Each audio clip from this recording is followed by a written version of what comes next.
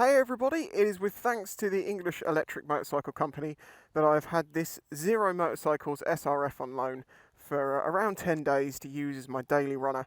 It's been an adventure, it's been a lot of fun, and now it's time to give you my review.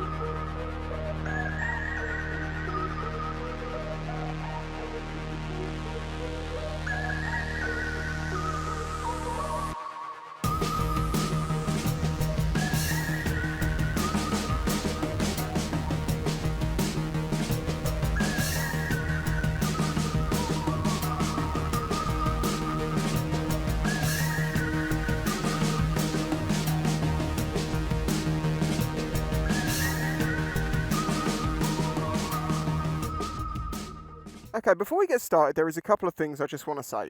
We are very early days in electric motorcycles. I am not saying that they are better than petrols. I am not saying that they are good for the environment necessarily. I'm not even saying that this is what we're going to have in the future that's going to replace combustion engines whenever that happens. This is a product that exists, that someone can buy. So this review is a review of this bike and my use of it in the past week in my context. Let's actually talk about the bike.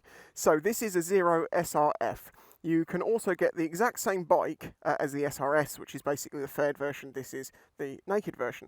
It is, as I say, around £20,000. This one has the fast charge tank in it, which means that you can put the Type 2 electric connector in there and charge this up faster on fast chargers such as the 22 kilowatt chargers you find out on the road. And I'll talk about that a bit more in a minute. But it's an expensive bike, there is no denying that, if you compare it to other motorcycles. If you want to compare, the cost of this versus what you can get in the petrol world, it's easy to beat it in top speed and, being able to do this and that. And that's not what it's about. It's an electric. It's not the same thing. It's not coming from the same technology. It's not going to have comparable prices. I'm not here to convince you to buy this bike. I am here to just tell you what it's like as a thing. I'm going to get out on the road in a minute, but I want to show you a few things on the bike and just cover a few key figures that people are going to want to know.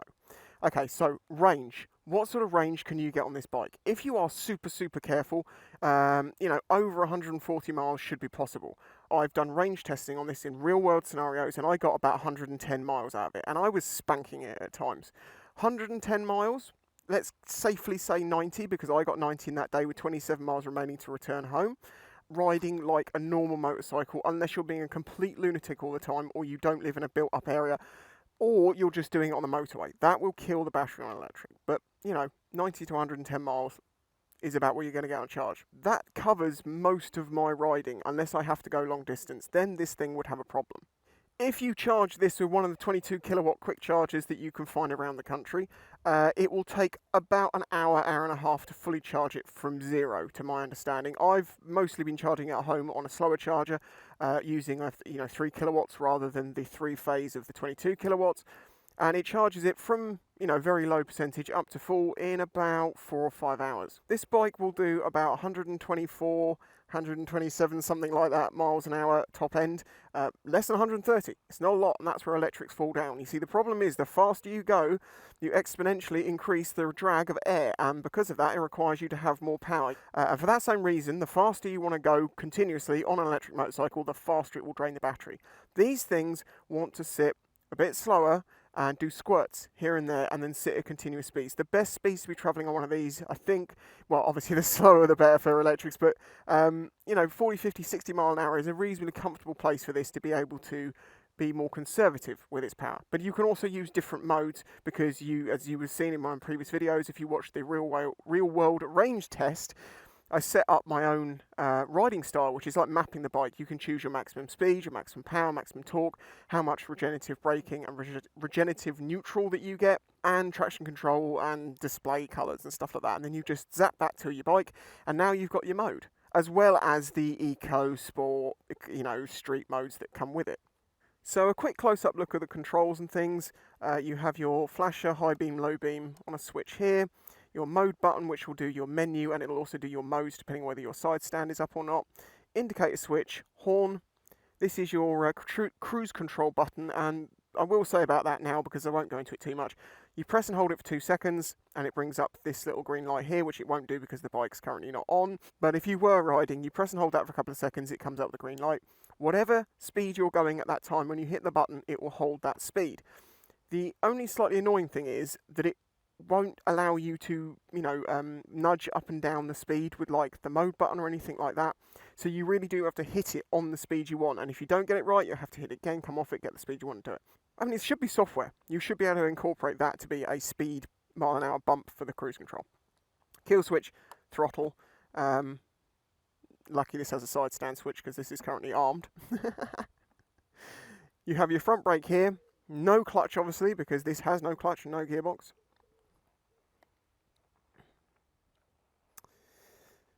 Rear brake is obviously down here. The position of this is a little bit off for me. I've not adjusted it because, I've only had this for like 10 days and I can deal with it. But I would want to move that slightly. It's hard to say exactly where until I saw the adjustments. But yeah, it's not quite the right position for me. I'm also 6'4", so I'm quite a big chap. This is actually quite a big, tall bike. I'm 6'4", and this is the top of it up here. Let's look under there, shall we? Ordinarily, under here, you'd have a storage area. And you can see where it normally would be. However, because this has got the charge tank in it, so we have the fast charger, so you can charge this, on the 22 kilowatt chargers, it takes up that space. We do have a couple of USB chargers in here, so you can put your phone and a charger in here. I mean, it's a bit loose in here. This is all hard stuff, so I think you might want some sort of rubber matting or something soft to hold onto your phone in a case while it's charging, but that is there. Not entirely convenient to get to, obviously, because you have to take the key out of the ignition and put it in the side of the bike to open that. It would be nice if there was a button to do that without having to use the key, but then security and all of that.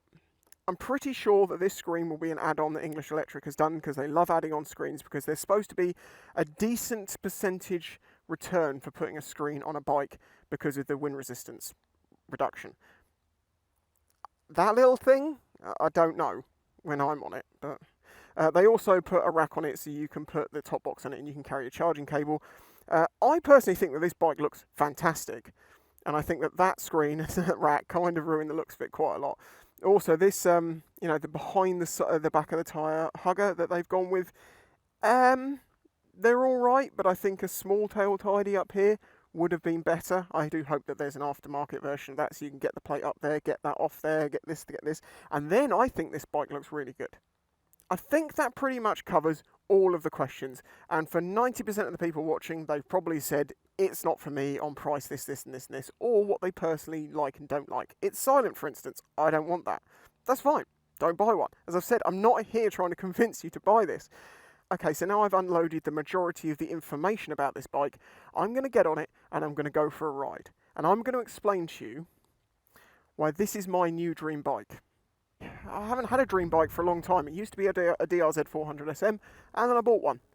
And I've ridden a hell of a lot of bikes since then, and I never had one that just got me sort of like, I'd love to own that thing. I will miss this when it is gone. And it's good that it's a dream bike because it's, as I say, the price is prohibitively expensive, and I wouldn't be able to afford this bike.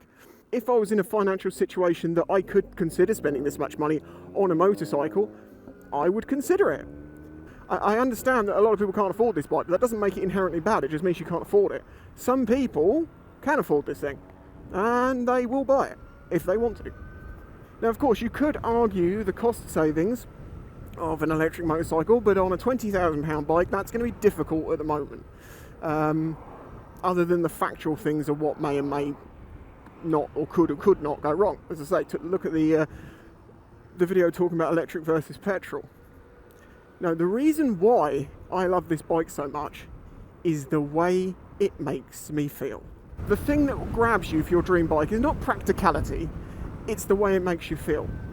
And I just love this thing. The handling on this is like no other bike I've ever ridden. The balance, the poise, the preciseness, how much I can lean it, the smoothness of the throttle going on, out of a corner, nothing pulls quite like this electric does that I've experienced. Sure, things might do it better, but it doesn't switch the switches in my brain that just like, this is amazing.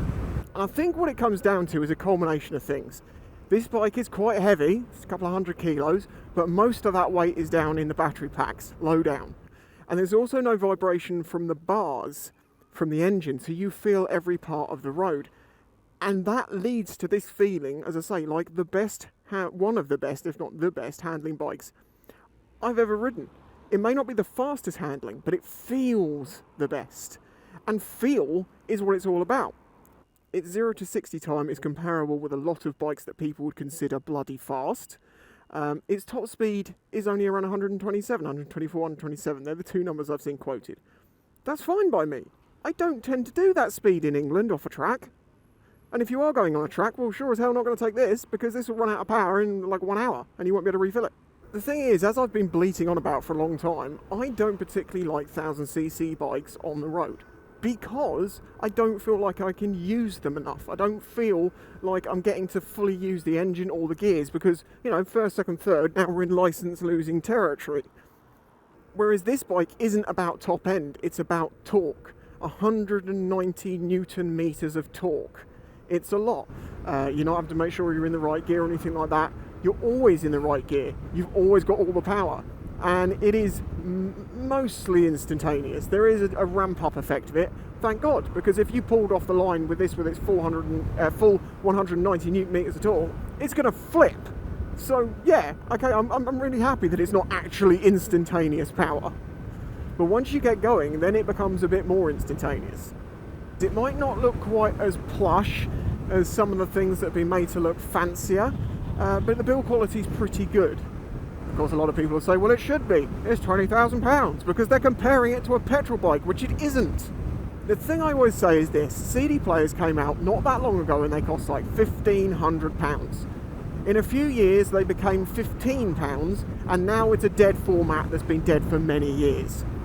The price of electric bikes will go down as more people adopt them. But until people start adopting them, they will always be expensive. So anyone saying it's too expensive, I wouldn't buy it now, that's fine.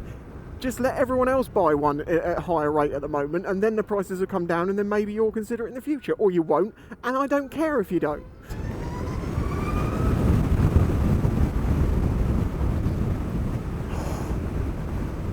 This is why I love this bike, the way it makes me feel. I honestly feel like I can ride this bike better than any other bike I've ridden. I feel like I can get lower in corners and feel more confident at speed in corners on this bike than I do on any of mine. I don't know why. I can only put it down to that one thing. Of course it's electric, so it doesn't have, you know, the exhaust note to let everyone know you're there, to hear it yourself, to goad you along. I love that, I really do.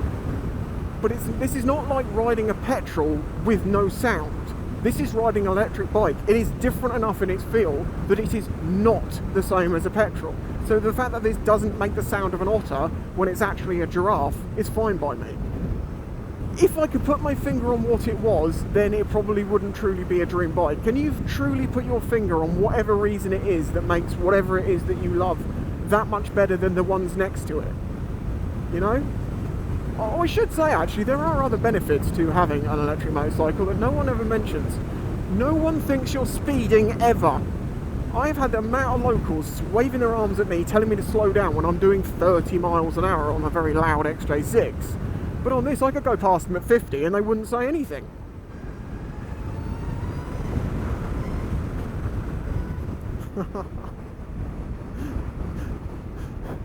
It's not leery. It's like sedate leeriness. The bike is leery as you want it to be, but it doesn't feel like you're being as leery because you haven't got that sound in your ears, but you are. There's also this. When you get into the country roads, there's silence and it's a new set of sounds. And it's actually very pleasant and very relaxing, and it gives you a different experience.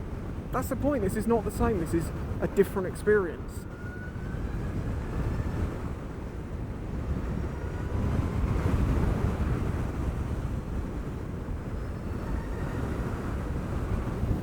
It makes me sad that electrics are hated as much as they are.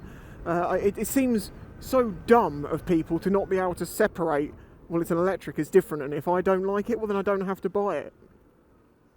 Like, I don't like Celine Dion. I don't feel like I need to go into her music and say, I don't like your music.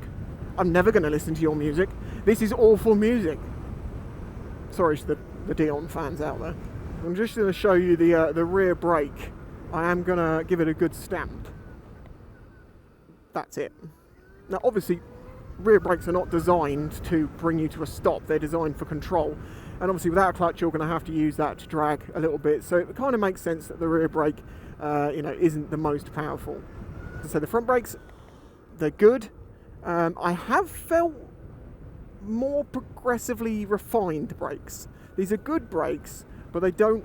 The first take-up isn't quite as sweet as a really high-end set of brakes. And obviously on a £20,000 bike, when you're making that comparison, well, it should have everything as good as a £20,000, petrol bike. But electric costs more in places, and they don't make as many of them, and it's all early technology and blah, blah, blah, blah. And I really, really want to get ahead of this blue car.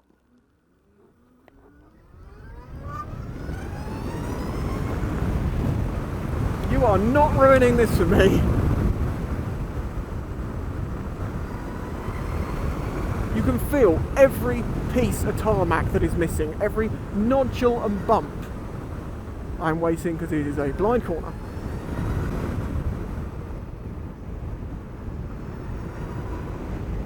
And the power is always everything you want, or just a little that you want. It's always there, and it's always enough.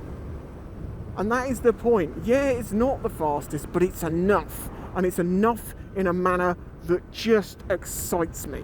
And this is what I was talking about in a previous video. A bike, regardless of how it goes, or why it goes, or what it costs, if it enthralls you, it is a good bike.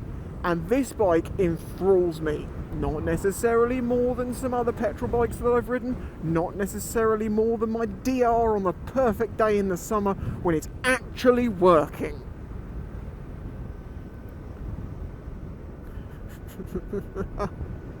Anyone got any DRZ 400 SM forks? I need some. What's the lowest cruise control speed we can do? It's not 13. 14? 15, 16, come on, what is it? 20? 17? No. 18? 19? 19 miles an hour appears to be the slowest speed that you can make this go into cruise control. See, do you see that? That cyclist just heard me coming. But that can't be, because this is an electric. And I'm only doing a few miles an hour, right? Well, actually, no. Pedestrians can hear you. If they're listening, if they don't have headphones in. Okay, let's get on to a few more features. Suspension. The suspension on this, the ride on it is absolutely fantastic, as I've mentioned. It is also very firm. It's very firm partially because it's an electric and that helps you reduce energy loss, but also it's very firm for sporty reasons, I assume. The seating position at my height is slightly odd. I want to sit right up next to the tank because, I want to grip it with my legs and it's just more comfortable that way. However, the rider's seat is very thin at the front and much thicker at the back, and I'd rather sit at the back of the seat, but because it slopes down quite a long way, you always end up sat up next to the tank again where you're sat on a narrower seat. I think this seat would be much better if, rather than going very narrow at the first section, it stayed wider. The reason they put the narrow bit at the front is to help accommodate shorter riders. Because it's narrower bike, you can get your feet closer to the ground. So I understand why it's there, but I would get a custom seat if I got one of these. Otherwise, the ergonomics are very nice for me. I'm very upright. No problems with my back with this, really, even with that hard suspension, because there's no real forward leaning. There's a little tiny bit, but most of it is upright. And as long as the forces are going straight down my back, I don't seem to get any problems with it. It's when I'm slightly off of straight and I start getting the downward, and then you start flexing the discs and stuff, and that's when I start really annoying my spine. I have a pretty messed up back if I'm not good to it. The front end feels it feels like it's been raked out a little bit because it's got a very wanting to hold dead ahead feel to it. However, it is still very light. You do feel like you're flicking this bike from the middle rather than from the front end, or you're steering it from the middle rather than the front end because of that. So it has a very sporty sort of feel to it for that reason. I do wish that the throttle had a little bit more resistance to it. It's too light. I want it to have a little bit of progression, like a little bit of resistance as it goes on. That would be ideal. But it's because it's a fly-by-wire throttle, so it's whatever springs are inside there that's are acting on it. Yes, he's having a 125cc tuck race. I almost want to go back and join him.